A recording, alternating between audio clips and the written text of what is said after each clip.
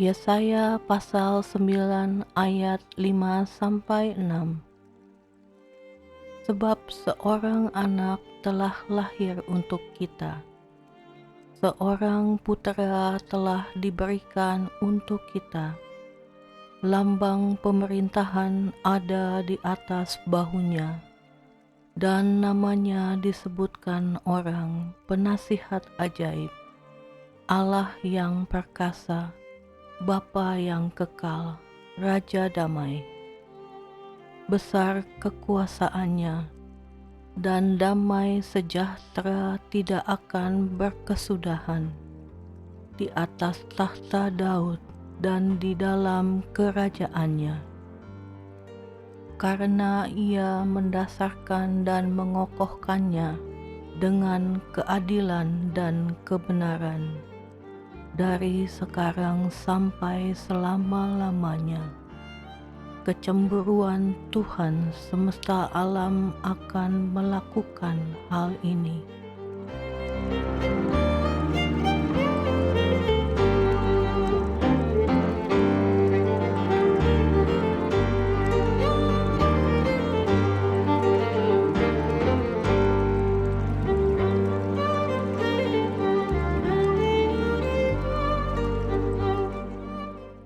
Lukas 1 ayat 30-38.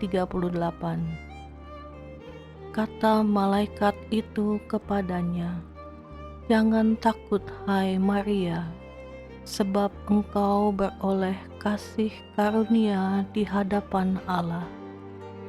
Sesungguhnya engkau akan mengandung dan akan melahirkan seorang anak laki-laki, dan hendaklah engkau menamai dia Yesus. Ia akan menjadi besar dan akan disebut Anak Allah yang Maha Tinggi.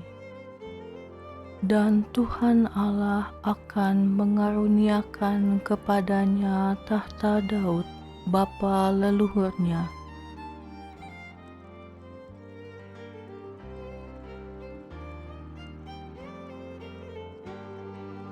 Dan ia akan menjadi raja atas kaum keturunan Yakub sampai selama-lamanya, dan kerajaannya tidak akan berkesudahan." Kata Maria kepada malaikat itu, "Bagaimana hal itu mungkin terjadi? Karena aku belum bersuami."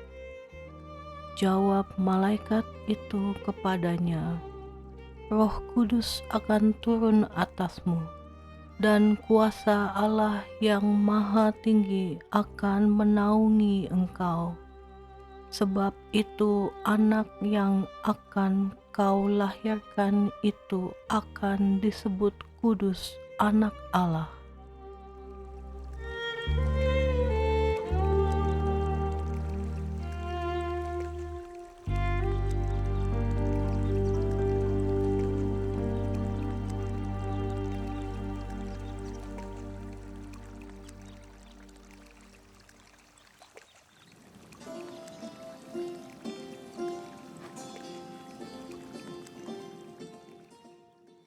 Dan sesungguhnya Elisabet sanakmu itu, ia pun sedang mengandung seorang anak laki-laki pada hari tuanya.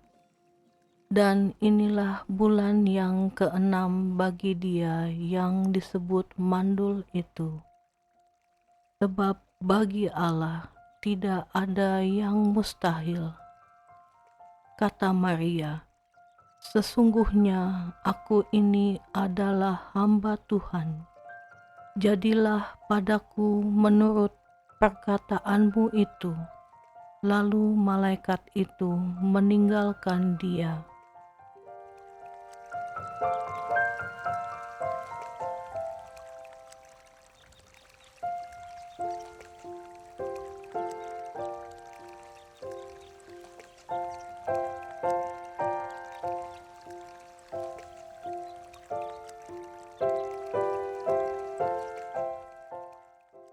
Yesaya pasal 11 ayat 1-5. Suatu tunas akan keluar dari tunggul Isai, dan taruk yang akan tumbuh dari pangkalnya akan berbuah.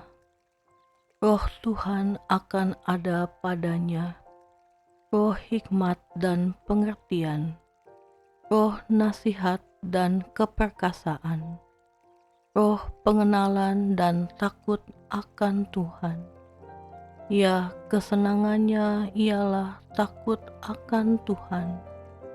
Ia tidak akan menghakimi dengan sekilas pandang saja, atau menjatuhkan keputusan menurut kata orang.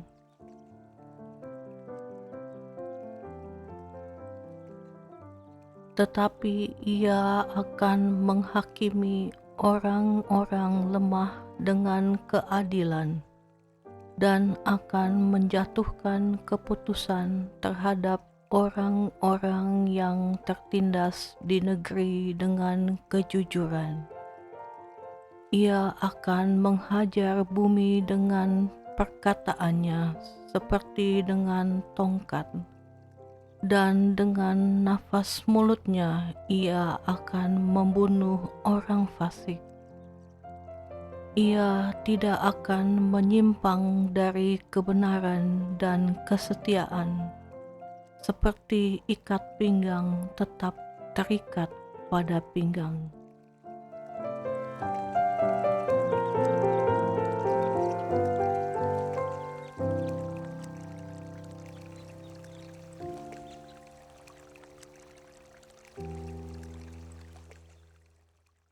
Mazmur 118 ayat 22. Batu yang dibuang oleh tukang-tukang bangunan telah menjadi batu penjuru.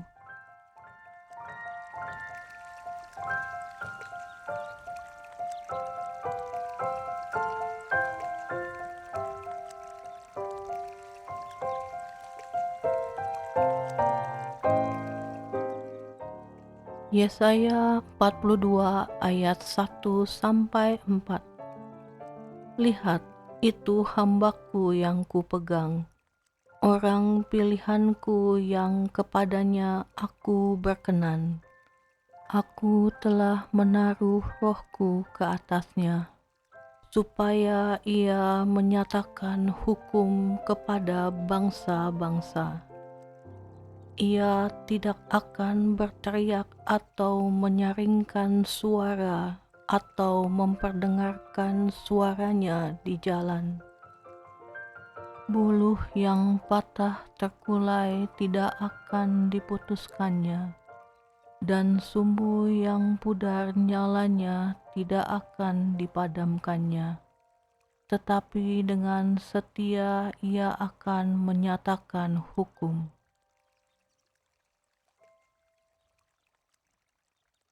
Ia sendiri tidak akan menjadi pudar, dan tidak akan patah terkulai, sampai ia menegakkan hukum di bumi. Segala pulau mengharapkan pengajarannya.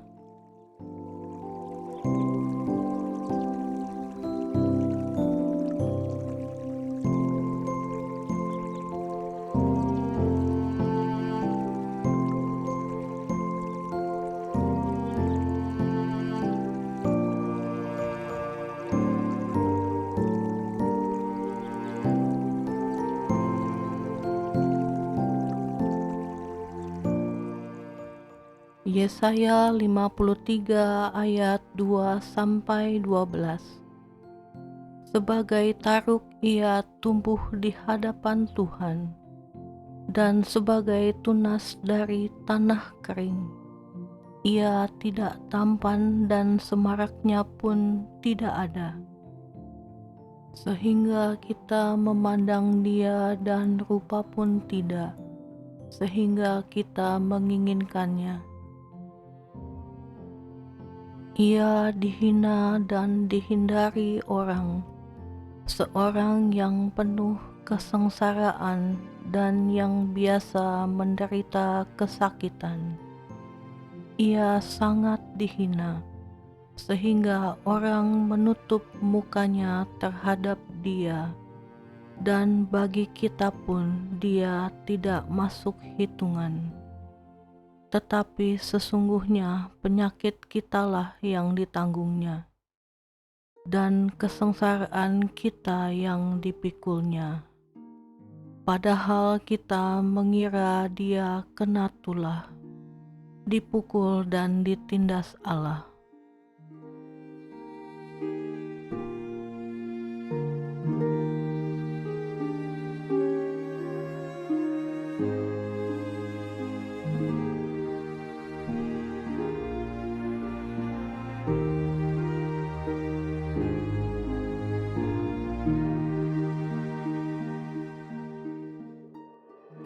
Tetapi dia tertikam oleh karena pemberontakan kita. Dia diremukkan oleh karena kejahatan kita. Ganjaran yang mendatangkan keselamatan bagi kita ditimpakan kepadanya, dan oleh bilur-bilurnya kita menjadi sembuh. Kita sekalian sesat seperti domba, masing-masing kita mengambil jalannya sendiri, tetapi Tuhan telah menimpakan kepadanya kejahatan kita sekalian. Dia dianiaya, tetapi dia membiarkan diri ditindas dan tidak membuka mulutnya. Seperti anak domba yang dibawa ke pembantaian, seperti induk domba yang keluh di depan orang-orang yang menggunting bulunya, ia tidak membuka mulutnya.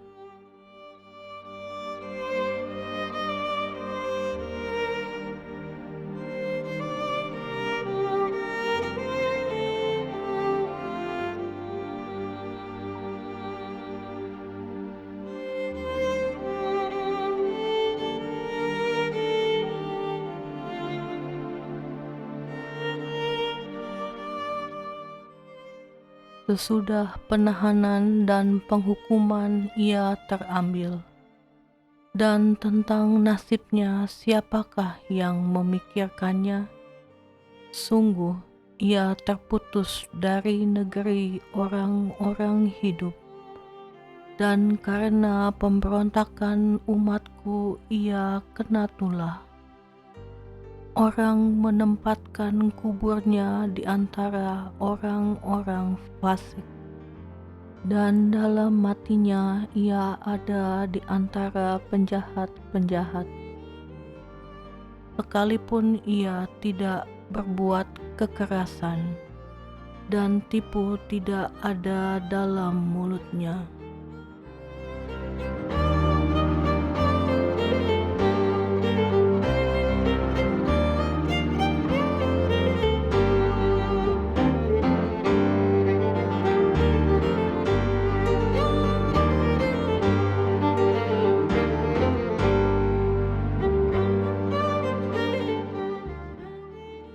Tetapi Tuhan berkehendak meremukkan dia dengan kesakitan.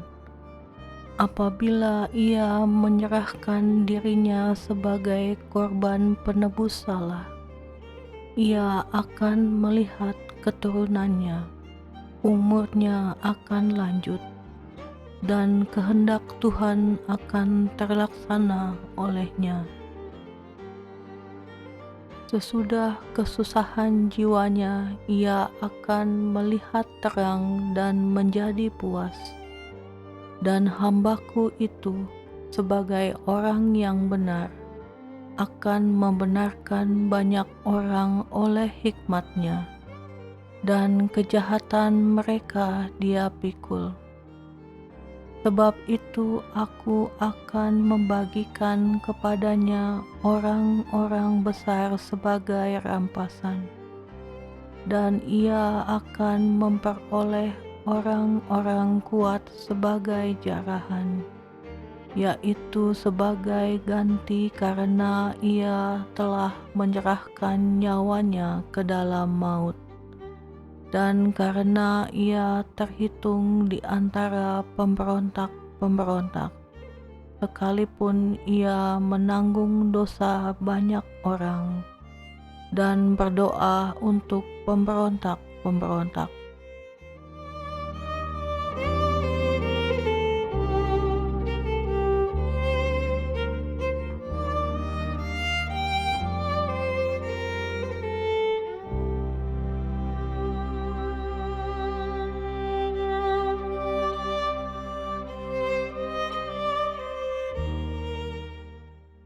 Ibrani 4 ayat 14-16.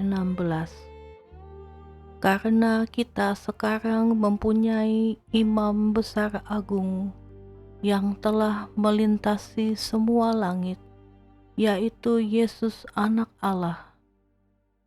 Baiklah kita teguh berpegang pada pengakuan iman kita, sebab imam besar yang kita punya bukanlah imam besar yang tidak dapat turut merasakan kelemahan-kelemahan kita.